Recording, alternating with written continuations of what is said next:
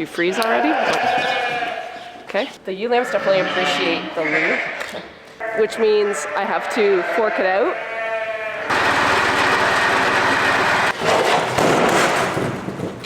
Oh, I see there's another ewe lamb out. That's wonderful. Not this way! It's a lot of snow for a little shovel.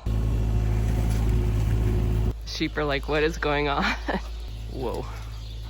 I'm not doing well.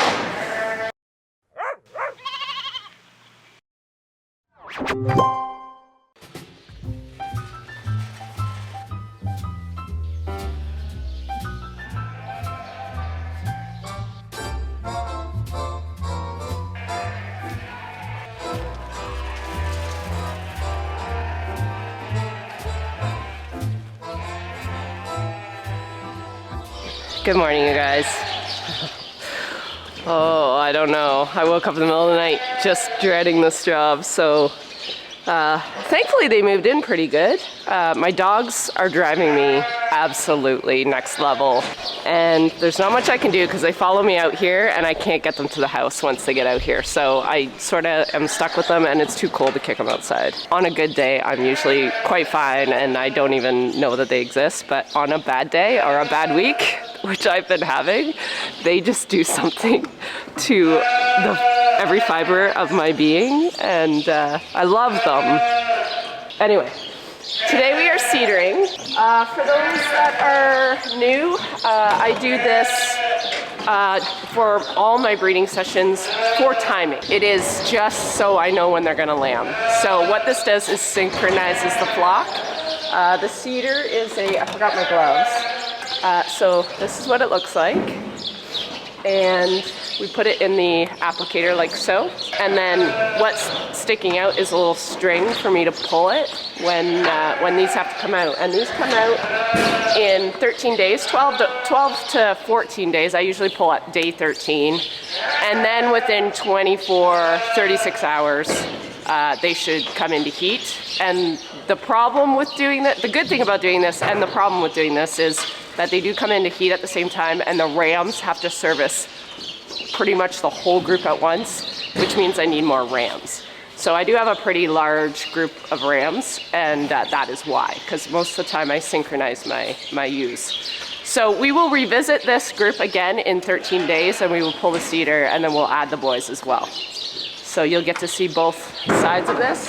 I am going to collect the data on these guys, so I have the groups entered in here, because between now and day 13, I want to create their own breeding groups who I want the daddies to be.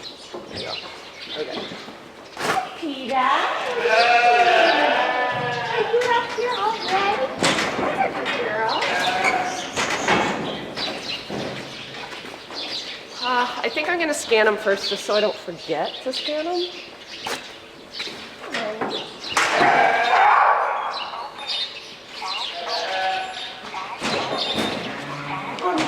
Hi, Freckles.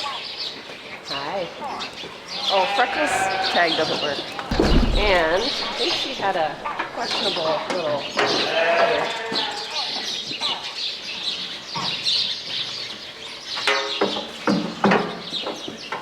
Her cheek feels better, but I don't know. I guess we're gonna leave her and see.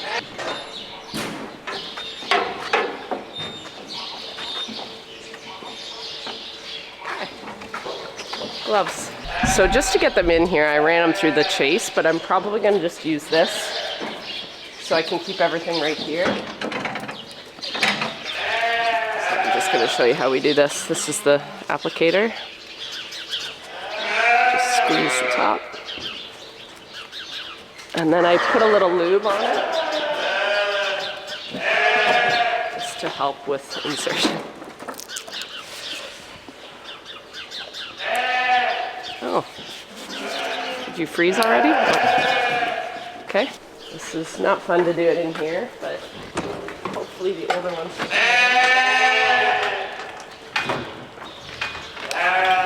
Cool.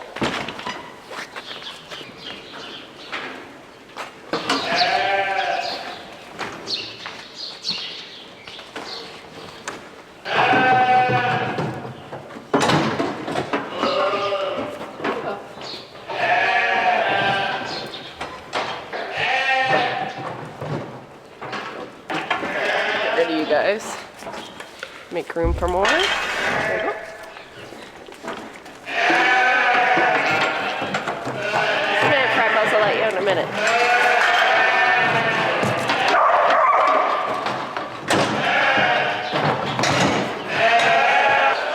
This will be Pita's second lambing. Hopefully. All goes well. Okay, and you were a very good mommy the first time around. Can't see what I'm doing here. There you go. Good girl. There you go.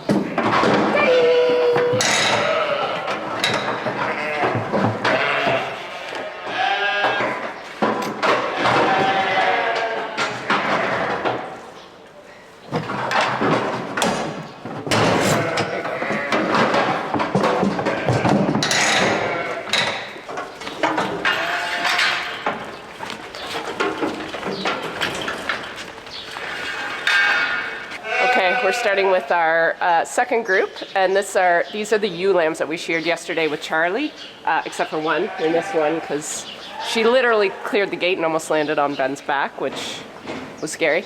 So these guys were born last April, which makes them 11 months old when they get bred, which is in March. That's about the earliest I like to breed a ewe lamb. I find just they're a little more with it upstairs as a mom, like mentally, if you wait a little bit and not breed them too early. So I find 11 months is about the earliest I like to breed a first-time mom.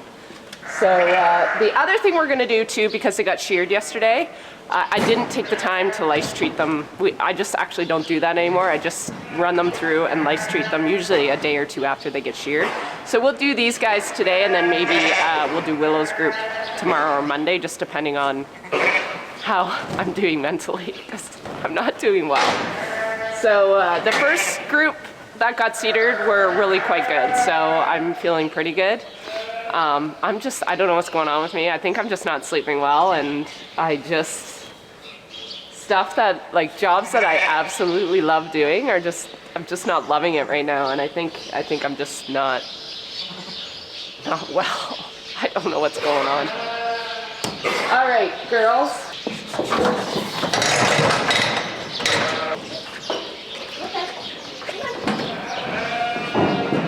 Okay, we'll do the CIDR first. I'll do the CIDR, and then I'll do the lice treatment before I let them go. I don't want to do the lice treatment first because it's pretty greasy and oily, and I don't want it all over everything.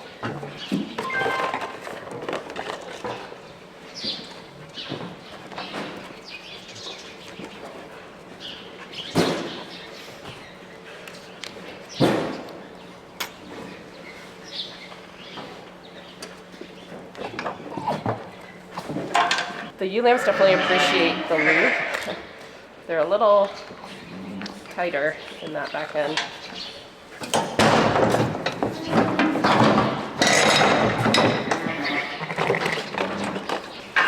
Did they?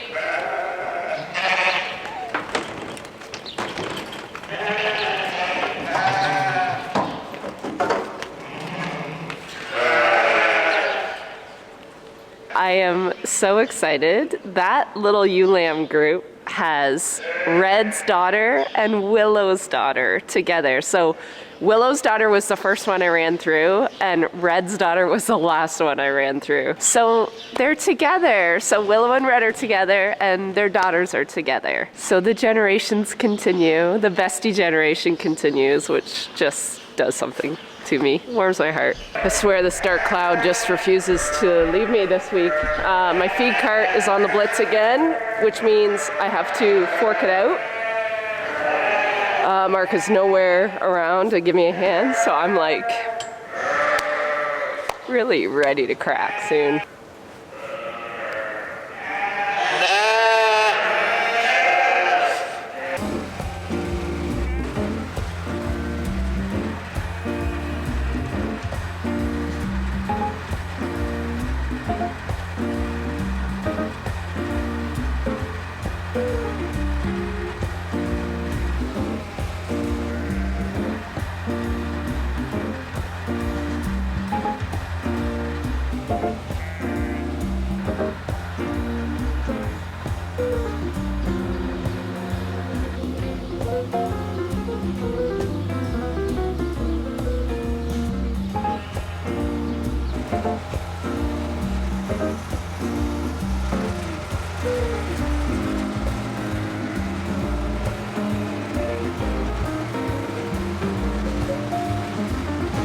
Hello. It is like, I don't know, 5:30, 6 o'clock. I had to actually quit this morning. I got the feed cart working.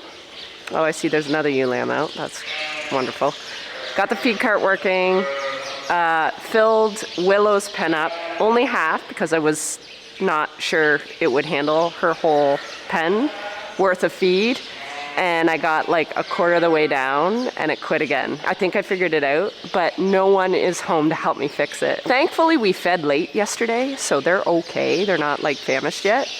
And I did get Willow's pen. I got one of the carts cleaned out for her. So I still have half of hers in the feed in the mixer. So I had to finish them and then finish the rams and the new flush group here that we put CIDRs in this morning. So I'm just waiting for Mark to come home. I've been looking on his locations. He went snowmobiling with Jack and with a friend today, and they were a long way away. So I didn't want to text him in the middle of the day and say, come home, I broke something else.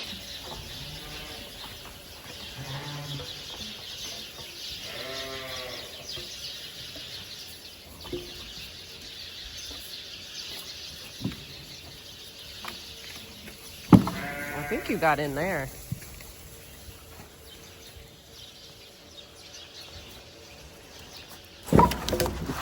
Not this way!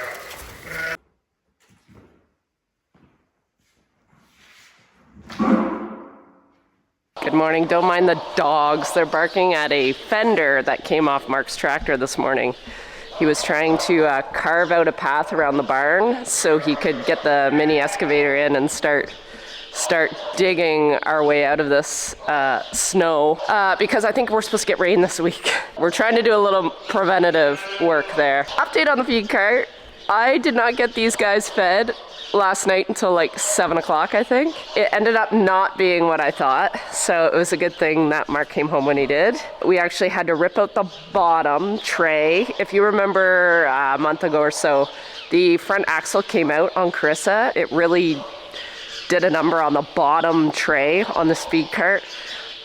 Between that and our apron chain is really, really loose. We've had a few paddles actually corrode off, and it's just made the chain really, really loose. So Mark took out a link last night of the apron chain, so the chain inside that moves the feed, and he says it's still not enough. It's still way too loose. So we got it enough that we could feed, but he said before I feed today, he wants to take out another link and perhaps put in a different floor, maybe a thin piece of plywood. We only have to get this thing really, really functional for another month, and then our new one should be here. But yeah, she's on her last leg, that's for sure.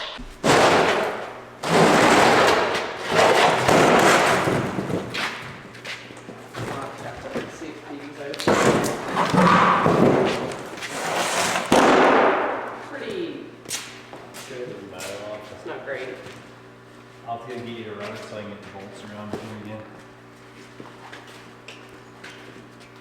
Are you okay with that at the bottom? Oh. Put the bottom back in? I'll maybe put the poly one in. This one? Yeah, so I can see it. See if this works anyway. So you want me to help you get it in, probably?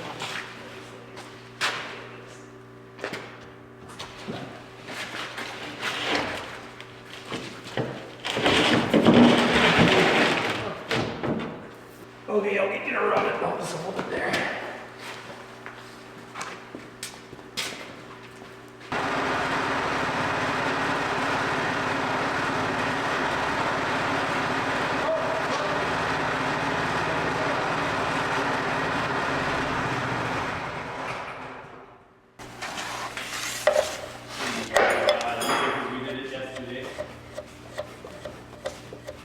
The one is easy, it's just the tight one is harder.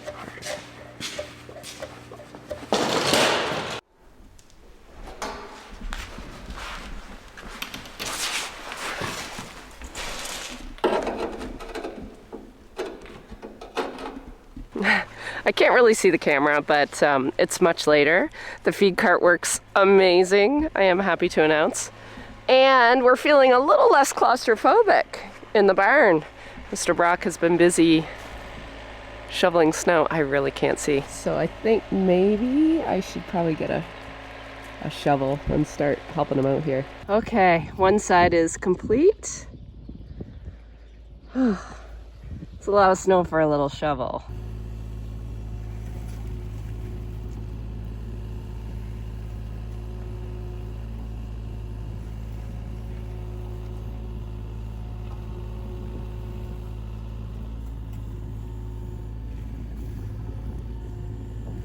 This is why we're cleaning the outside of the barn, because, oh my God, it is leaking so bad in here.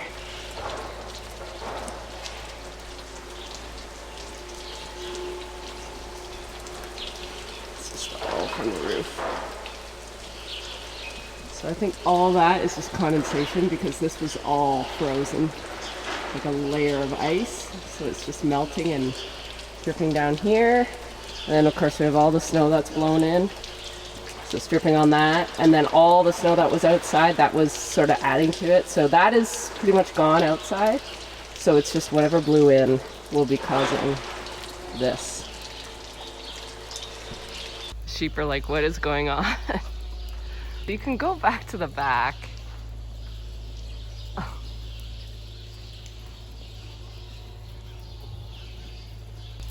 Look at this.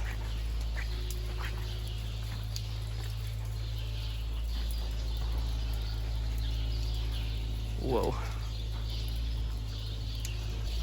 There they go.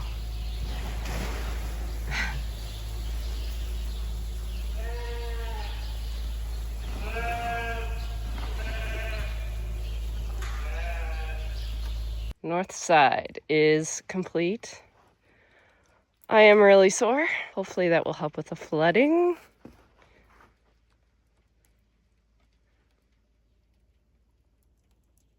Animals. I woke up at 8 o'clock and I did not feel good. No kidding. Like, I just went back Most to bed. people would want their stomach pumped. Yeah. Especially like something you was Saturday. I know. That sucks though. Yeah. It's because you work Saturday morning with your grandma. Yeah.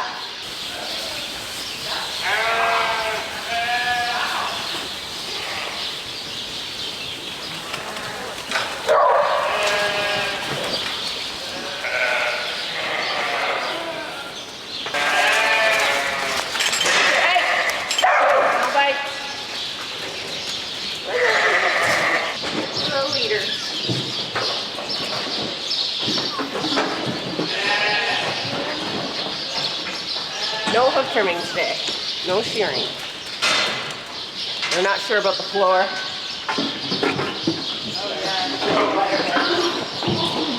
You able to get that?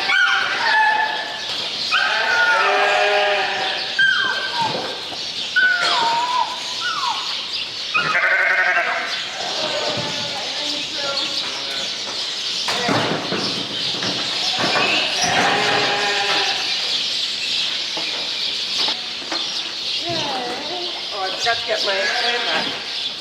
I'll go get the Gallagher and the glam back. Good morning, you guys. It is Monday. I have Carissa with me, so I thought it was a good day to get our vaccination done and our lice treatment done. So this is Willow's group. They are due in like 5 weeks tomorrow, I think. So I am gonna do this and Chris is gonna lice treat. Okay, so because this will be I'll let you do that and you can scan when you're done.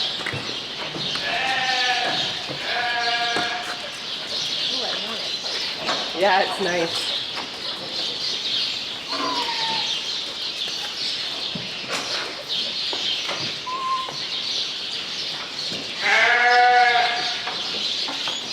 Oh my God, it's so nice doing this when they're here.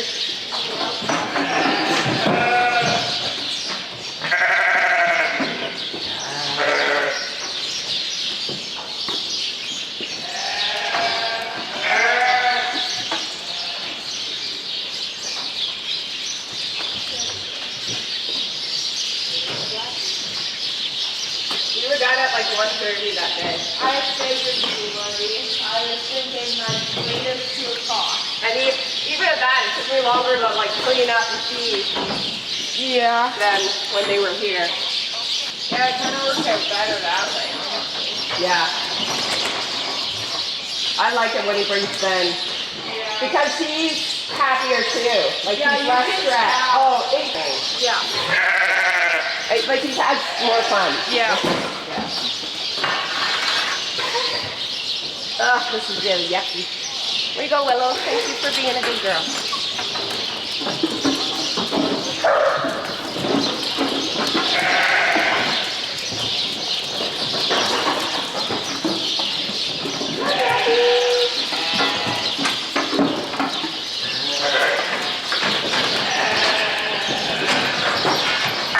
Hello, you guys. It is a few hours later. I have gone to the house, got a tea, ran to town, got Mark some screws, and I also went to the machine shop in town to get a new tray made up for the bottom of our feed cart. As you know, this weekend that's what we spent our time doing. And I also ordered a whole new complete apron chain that runs the feed inside the feed cart. We took out 2 links. We took the second link out yesterday, Sunday, and it's working really good, but we're just really leery. It's lost enough paddles. So then, you know, every time you lose a paddle on an apron chain, it's just, you're sort of sacrificing the integrity of that apron chain. So he said, regardless whether we keep the old feed cart or sell it, it needs to be fixed. So I put an order in here at lunchtime for a new one. But this morning we ran Willow's group through and I had one marked. I was gonna actually put the hoof trimmer on the handling system today, and actually when we got to that ewe I was gonna hoof trimmer. I did not have the right gate on because I forgot. So I have set it up again. We've reset up the handling system. The hoof trimmer is now on it. And I'm gonna try to only grab a few ewes and bring them up. The struggle today is gonna be that the handling system is now full of water. And sheep do not like water. They don't like the look of it. They think it's a big dark hole and they're gonna fall in and never get out. So I'm gonna see if bringing only a few up will help. If that doesn't work, I might have to shake some straw on the said black holes. So this is all water. I'm hoping if I only bring a few in, they'll just walk around it. Every time I think I'm just doing a little job and it won't take long, that's when stuff starts to go wrong. So I'm hoping this will be okay.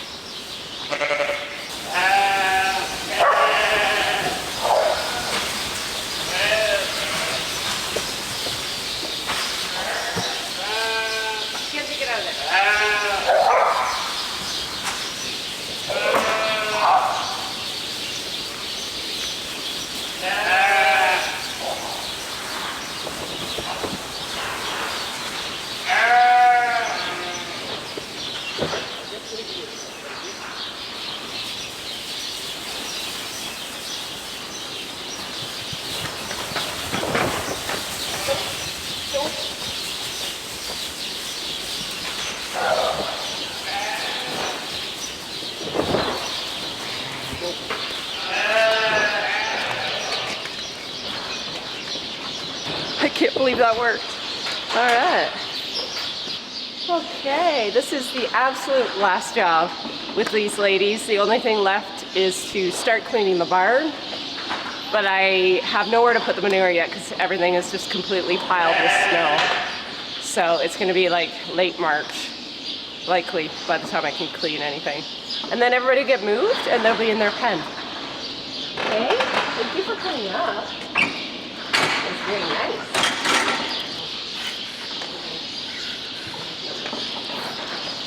All done.